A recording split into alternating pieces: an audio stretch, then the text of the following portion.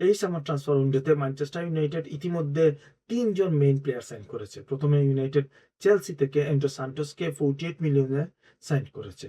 সান্টোসের বয়স মাত্র 22, কিন্তু তার ভালো এক্সপেরিয়েন্স আছে। তিনি নাম্বার 6 এবং নাম্বার 8 উভয় পজিশনে খেলতে পারেন। ইউনাইটেড মনে করছে ভবিষ্যতে তিনি দলের গুরুত্বপূর্ণ মিডফিল্ডার হতে পারেন। এরপর ইউনাইটেড আস্টন ভিলা থেকে ইউরি টিলেম্যান্সকে প্রায় 35 মিলিয়ন পাউন্ডসে সাইন করেছে।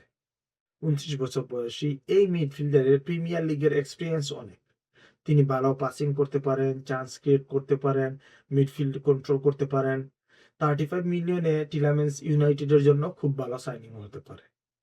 ইউনাইটেড আরও কার্ল ডার্লকে ফ্রি ট্রান্সফারে সাইন করেছে। তিনি একজন অভিজ্ঞ গোলকিপার। এখন বড় টার্গেট হলো নিউক্যাসলের লুইস হল। ইউনাইটেড এই ইয়ং লেফটব্যাককে বেশ পছন্দ করে, কিন্তু নিউক্যাসল তাকে বিক্রি করতে চায় না। অল্টারনেটিভ হিসাবে ফুলহ্যামের অ্যান্টোনিও রবিনসনের নামও আসছে।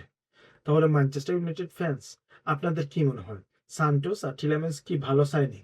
আর ইউনাইটেডের জন্য নেক্সট সাইনিং কে হওয়া উচিত?